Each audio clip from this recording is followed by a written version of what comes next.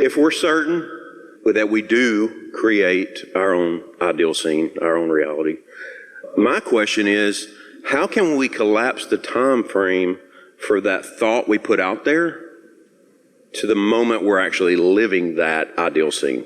How can we shorten the length of time that it takes?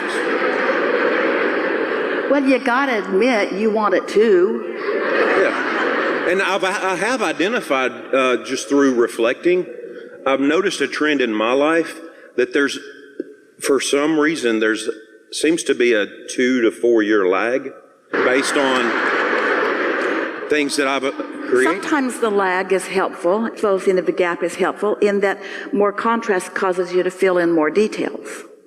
And so your creation becomes more vibrationally complete before you start moving toward it.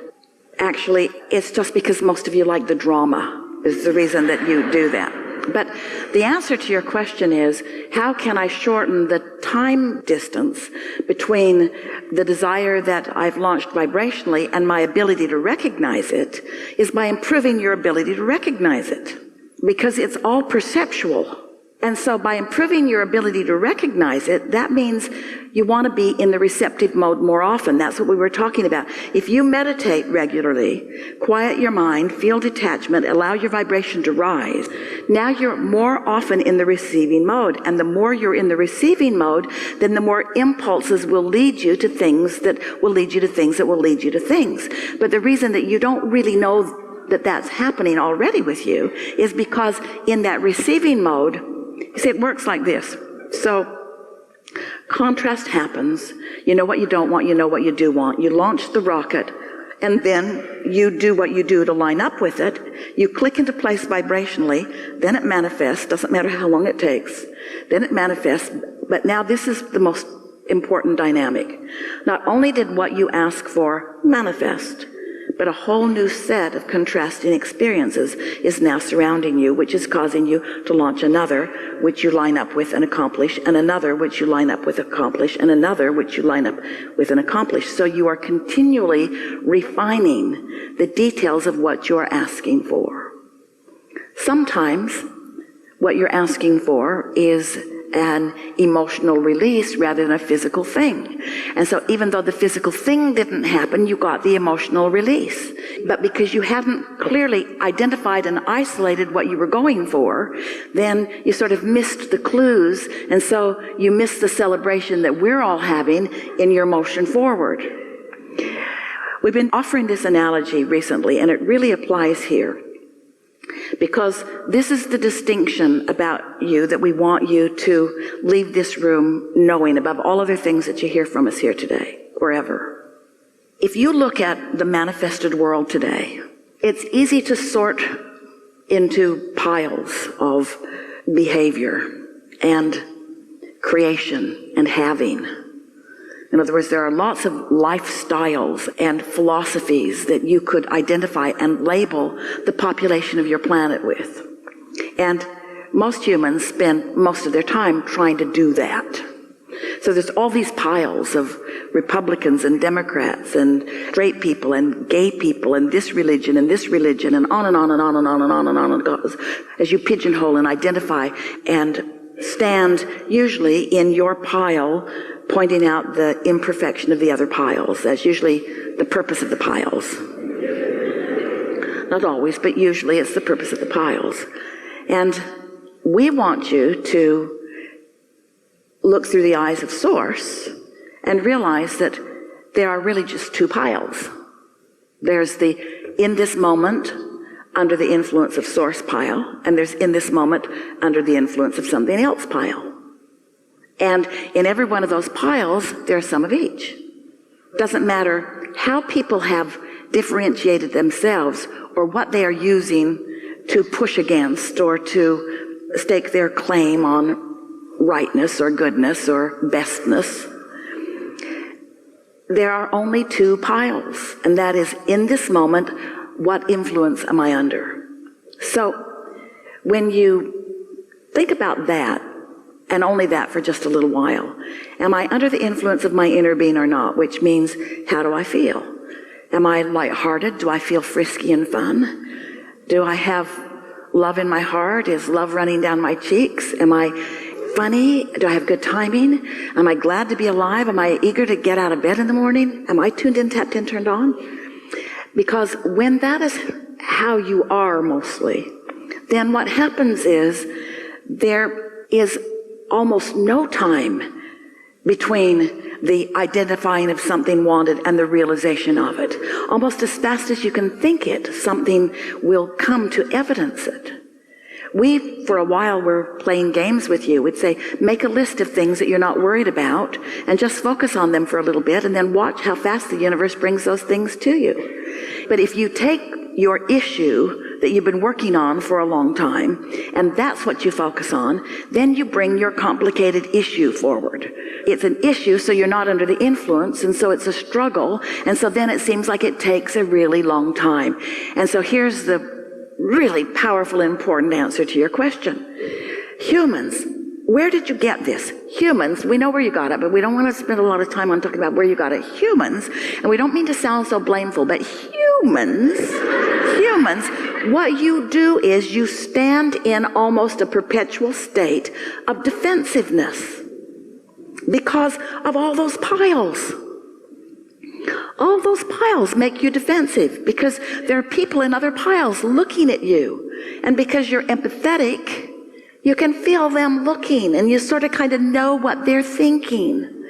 So you're picking up on that and then you feel defensive about it. But you got to understand, there is no assertion. There's only attraction. So when somebody thinks something and you feel defensive, it's not their offense that's getting you, it's your defense that's getting you. It's your pushing against what you think is their unwanted stuff in you that holds you in the place of not being under the influence of your inner being, because your inner being does not do that. Your inner being adores every pile.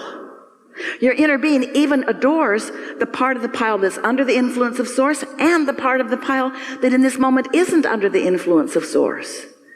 So how do you close the gap? You get under the influence of Source. And the more you are under the influence of Source, the faster things unfold for you. Are we better served to focus on specific tiny little details of how we want certain things? Or does that actually push it further away because what a we good want question. it to be so exact? It depends on whether you're under the influence of Source or not. If you're under the influence of Source, the more detail, the sweeter it tastes. If you're not under the influence of Source, the more detail, the more you want to spit it out. Isn't that true? It's sort of like knowing when to push on the gas. Once you got control of the vehicle, then go really, really fast. But until you've got control of it, slow down and get control of it. And so the rule of thumb is the better you feel, the more detailed you want to be. The worse you feel, the more you want to go general with it. You see, the details have already been identified by you. Your vortex, there's enough in it to keep you busy for 20 or 30 lifetimes. And while you are continually adding to it, that vortex is ripe and ready to begin delighting you. It's time for you to cash in your chips. It really is. It's time for you to begin experiencing more of what you've put there. But here's the thing. Experiencing more of what you've put there would feel good. But you got to feel good before you can experience more of what you've put there. But experiencing more of what you've put there would feel good. But you got to feel good before you can experience more of what you've put there. And so when you start doing whatever you do for the feeling in it rather than for the result, and that's what's tripping you up in this question. Because in your impatience about how long it's taking, there is evidence of resistance that makes us want to say, that's why. That's why. So impatience is the indicator. Well, what's causing the impatience? Awareness that it isn't done. So why is it taking so long? That's why. But wouldn't I be crazy if I didn't have some awareness of where I stand? Well, it's a wonderful thing to have awareness of where you stand, but you've got to be clear about where to put the emphasis. In other words, what's dominant? This is the question that you're helping us to ask. And this is a question that as you reach for the answer of it will serve you extremely well. So the question is, what's dominant in my vibration, my desire or my belief? Well, if my belief and my desire are the same, then isn't that obvious? What I desire and what I believe are exactly the same, and so then what happens? There's no time separation. When I desire it and I believe it, it already is. But if everything already is, then you're dead in a way there isn't dead. So you want to embrace the fact that the gap is a good thing. There's always going to be something you desire that hasn't manifested. That's why there's all that joy in that journey. So a diminishment of impatience is a good thing. Well, how do you diminish impatience? By anticipation.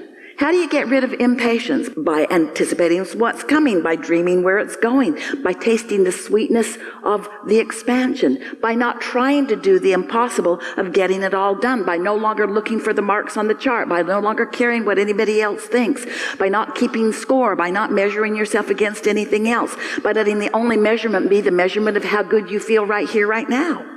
That's really helpful, isn't it? If we were in your physical shoes and we were just beginning to understand this, we would play that game. We would make a list. Esther remembers in Tucson, it was 1981 or 2, they had just moved to Tucson, and there were lots of saguaro cactuses, the ones that stand out in the desert and look scary in the night. And they're big and they're magnificent. And Esther said, "Ooh, I would like to take some of those home." And Jerry said, "You just can't move those. You have to get a permit. They don't let you just take them home." And Esther said, "Anyway, how would you take it home? It doesn't even look possible." And they turned the corner. Now, they'd been there for over a year. They turned the corner, and someone was moving one on a big saguaro moving contraption.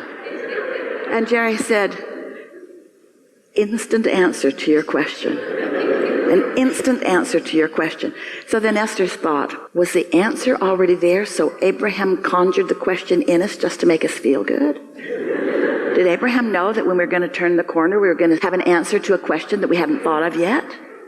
Well, yes, a little bit. And this is what we want you to hear from this. The problem and the solution happen simultaneously. The question and the answer happen simultaneously. When you create a problem, you are creating a solution. The question is, are you problem-oriented or solution-oriented? Are you in the receiving of the answer mode, or are you still asking the question mode? And both are good. Both are good. But when do you want to turn on the gas? Well, if you just want more information about something, then just keep asking, but why, but why, but why, but why? It'll get bigger and bigger and bigger and bigger and bigger. Feel your way through this, you see. We would like to zap every one of you with an understanding that you stand in perfection right here and now, no matter how it looks to you or anyone else, because we've seen the effect of your life that has been causing that.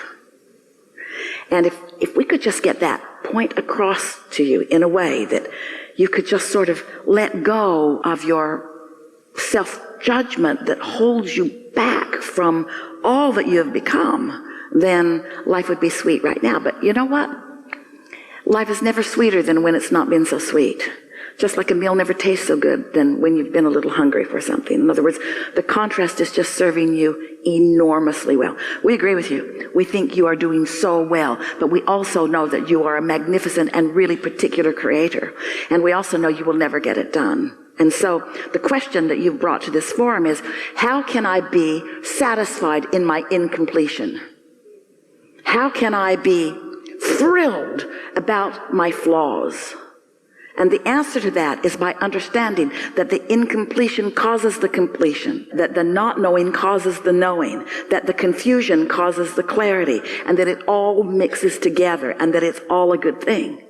And what then happens is, as you discover your willingness to be really nice to yourself in that mix of vibrations, then you discover the deliciousness of being able to feel good about all others. The way you feel about society in general or at large is really the way you feel about yourself.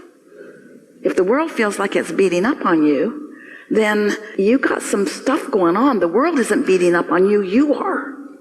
The world isn't letting you down. You are just not letting in what's already been offered to you, you see.